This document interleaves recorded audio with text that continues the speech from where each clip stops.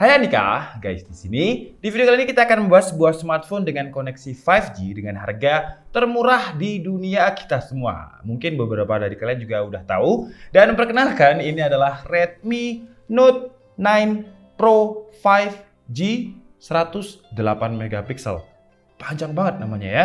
Dan Redmi Note 9 Pro 5G 5G 108 megapiksel ini belum resmi masuk ke Indonesia. Entah apakah dia akan masuk secara resmi ke Indonesia, karena Poco X3 NFC sekarang juga masih anget-angetnya. Dan menurut saya kalau misalkan dia masuk, si Poco X3 NFC kayaknya bakalan terbunuh juga dengan Redmi Note 9 Pro 5G 108 megapiksel. Karena saya kutip dari detik.com ya, untuk harga Redmi Note 9 Pro 5G ini mulai dari 3,4 juta untuk yang varian 6GB, 128GB, dan 4,3 juta untuk yang 8GB, 256GB. Jadi harganya mirip-mirip dengan Poco X3 NFC. Dan seperti biasa, saya titip Redmi Note 9 Pro 5G ini di Bang Effendi ya, dari YouTuber Jubu dengan harga $405 Singapura atau sekitar 4.050.000 lah.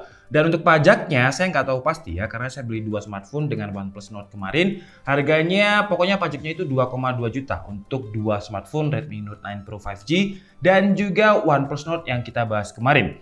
Nah, ini saya beli yang versi Singapura ya, karena versi globalnya belum ada. Dan apakah dia akan 3,4 jutaan? Menurut saya enggak sih ya, mungkin bakalan sekitar 4 jutaan, tapi semoga aja yang di detik.com itu beneran. Karena kalau beneran ya harganya bisa lebih murah. Oke, jadi sekarang langsung aja kita bahas. Di dalam paket pembeliannya ada semacam dinosaurus ya. Di sini ada dinosaurus yang mengeluarkan api dan di sini ada tulisan Redmi, Designed by Redmi. Nah, kemudian di dalamnya sini terdapat SIM ejector, kemudian ada beberapa kertas dan juga ada case. Nah, untuk case-nya ini coba kita lihat. Untuk case-nya transparan seperti ini dan ini adalah smartphone-nya. Kita taruh di sini dulu. Dan di dalam paket pembeliannya terdapat konektor dengan USB Type-C yang warna ujungnya oranye seperti ini. Dan untuk adapternya coba kita lihat. Untuk adapternya dia memiliki kaki yang versi China ya, jadi bukan versi Indonesia atau versi Singapura juga seperti ini biasanya, jadi dia gepeng. Dan untuk maksimum outputnya, waduh sebentar ya bahasa Mandarin, 11 volt 3 ampere, jadi 33 watt ya. Kenapa kita bahas untuk di dalam paket pembeliannya? Karena sepertinya tren di 2021 habis ini kita nggak akan bisa untuk bahas adapter dengan fast charging berapa. Karena sepertinya hampir semua smartphone nanti akan tidak ada adapternya. Dan inilah Redmi Note 9 Pro 5G 108 megapiksel. Dan kalau kita lihat dari back covernya, mungkin kalian nggak akan asing ya, karena bingkai kamera yang melingkar ini ya Poco X3 NFC banget lah. Cuman bedanya ada di resolusi kamera. Kalau misalkan Poco X3 NFC main kameranya 64 megapiksel, Redmi Note 9 Pro 5G ini 108 megapiksel. Kemudian untuk lensa ultrawide-nya juga beda. Di Poco X3 NFC 13 megapiksel, di Note 9 Pro 5G ini 8 megapiksel. Kemudian ada lensa 2 megapiksel makro dan 2 megapiksel depth. Nah, yang menurut saya membuat saya bingung ya di bagian back covernya ini, kalau saya baca spesifikasi di GSM Arena, katanya Corning Gorilla Glass 5. Tapi saya yakin ini masih pakai plastik. Karena feel-nya itu nggak dingin sama sekali, feel-nya itu plastiki banget. Dan untuk finishing warna di bagian back cover ini menurut saya adalah warna-warna es krim ya, atau kita sebut aja lah mereknya, warna Paddle Pop. Jadi ada kayak gradasi dari biru kemudian ke warna peach seperti ini. Cuman kalau dari segi desain, saya pribadi sih lebih suka Redmi Note 9 Pro 5G ketimbang Poco X3 NFC. Karena saya nggak suka dengan tulisan yang terlalu besar. Poco itu kan tulisan di bawahnya besar banget ya. Tapi kalau misalkan Redmi ini kecil aja, jadi terlihat lebih elegan. Kemudian untuk bagian tulangnya udah pakai aluminium dan di bagian kanannya terdapat volume up and down, kemudian ada tombol power yang juga berfungsi sebagai side mounted fingerprint. Di bagian bawahnya terdapat audio jack, kemudian ada USB Type-C, speaker, ada lubang mic, kemudian di bagian kiri ada SIM card. Yang SIM cardnya ini hybrid, jadi kalau misalkan kalian pakai dual SIM, kalian nggak bisa pakai micro SD.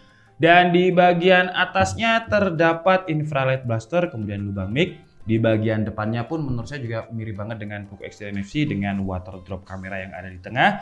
Dan speakernya juga udah stereo kalau saya lihat di GSM Arena. Tapi sekarang langsung aja kita nyalakan sambil dibuktikan apakah dia udah dual speaker. Kalau misalkan udah dual, bootingnya udah 5G seperti ini ya. Bedanya dengan Poco X3 NFC jelas, Poco X3 NFC masih 4G atau LTE. Dan sekarang langsung aja kita coba untuk seberapa cepat sensor biometriknya kalau pakai fingerprint ya. Set, wih, oke, cepet banget. Dan sekarang langsung aja kita lihat untuk skor AnTuTu-nya. Kemarin itu kalau nggak salah hampir 350.000. Coba kita lihat lagi ya. Nah, 348.000, hampir 350.000 lah. Dan coba kita lihat spesifikasi lebih detailnya. Kalau kita lihat di sini, dia pakai Snapdragon 750G. Sementara untuk Poco X3 NFC pakai 732G. Kemudian untuk spesifikasi layarnya juga mirip dengan Poco X3 NFC. Jadi refresh rate-nya 120Hz dengan resolusi Full HD Plus 1080p x 2400, dimensinya 6,67 inch, IPS LCD dengan 440 dpi atau dot per inch. Jadi padat banget. Nah, untuk refresh rate-nya ini masih sama dengan Poco X3 NFC. Jadi kalau misalkan kita masuk ke bagian display, kemudian masuk ke refresh rate, jadi sayangnya masih sama dengan Poco X3 NFC. Jadi dia adaptif, di mana dia akan menyesuaikan dengan kebutuhan kita. Memang dari segi baterai akan lebih hemat karena nggak 120 Hz terus. Tapi menurut saya kalau misalkan ada fitur untuk nge-lock 120 Hz-nya, kita bisa pilih aplikasi apa aja yang ada di 120 Hz. Menurut saya bakalan lebih baik lagi. Oke, jadi sekarang buat kalian yang nggak percaya AnTuTu, kita buka langsung aja pakai Geekbench 5. Dan untuk Geekbench 5, performa single core-nya mendapatkan 648 dan multicore-nya 1998. Lanjut, kemudian kita tes di 3D Mark juga kemarin. Dan untuk 3D Mark ini saya tes banyak banget ya. Jadi wildlife itu 1098, slingshot extreme 2781. Sisanya bisa kalian baca sendiri di sini ya, karena saya tes banyak banget. Tapi seperti biasalah, apa artinya benchmark sintetis? Jadi sekarang langsung aja kita tes untuk gaming. Pertama seperti biasa kita tes dulu di game PUBG, dan Snapdragon 750G di Redmi Note 9 9 Pro ini mendapatkan settingan Smooth Ultra ya. Sayangnya masih belum Smooth Extreme. Mungkin PUBG-nya belum mengenali Redmi Note 9 Pro 5G dan juga Snapdragon 75G-nya. Kalau untuk gameplaynya sih stabil ya, aman, berada di kisaran ya 40 fps. Kemudian lanjut ke game Genshin Impact. Nah, di game Genshin Impact ini Redmi Note 9 Pro 5G dengan Snapdragon 750G juga cukup keteteran ya, dengan kalau misalkan kita frame-nya lagi padat, lagi ulti, lagi perang sama musuh, bisa drop sampai sekitar 25 fps lah. Ya masih enak untuk dimainkan, cuman sayang banget kalau misalkan bisa 60 fps, menurut saya bakalan lebih nyaman. Kemudian lanjut ke user interface kameranya. Yang menunya sih sama ya dengan Poco X3 NFC. Jadi kalau misalkan kita set auto, kita bisa atur untuk shutter speed, kemudian ISO sampai berapa ini, 6400. Kemudian ada lens wide, kita bisa pilih makro atau ultra wide.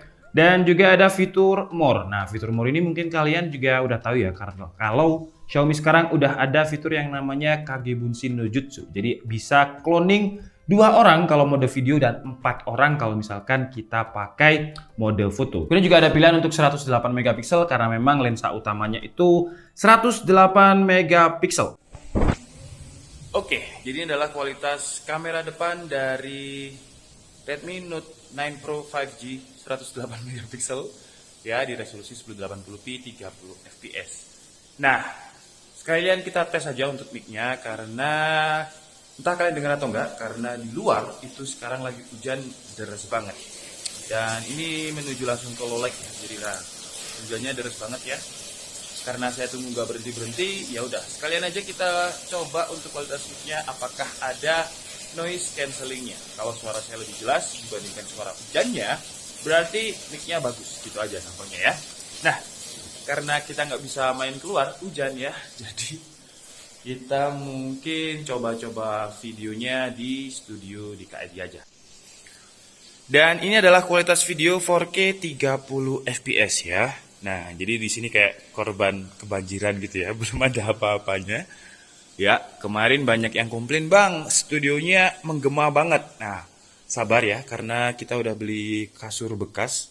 Jadi busanya yang kita beli dengan tujuan biar gak gema.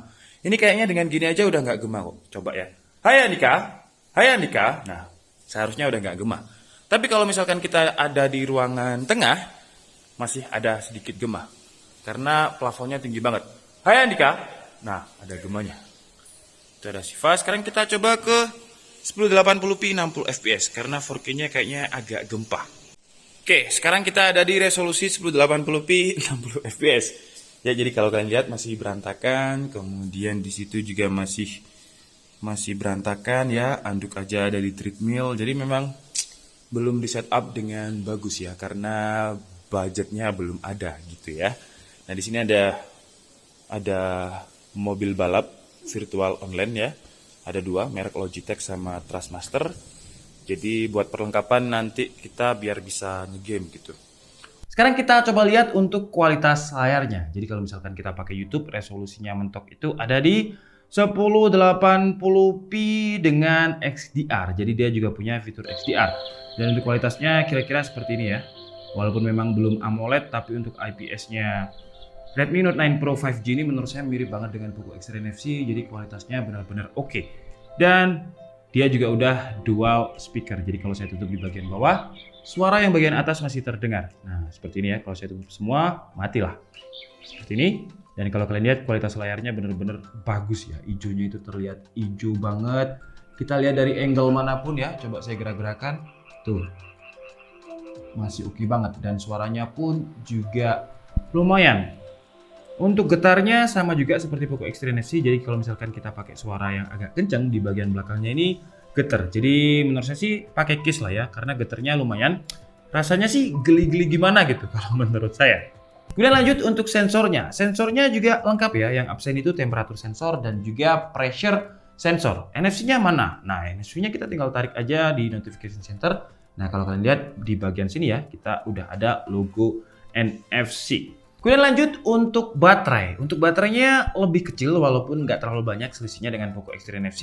Dengan kapasitasnya 4820 mAh, sementara untuk Poco X3 NFC 5160 mAh. Tapi yang menarik untuk dimensi dan juga bobotnya sama dengan Poco X3 NFC. Tapi Note 9 Pro 5G bisa lebih ringan.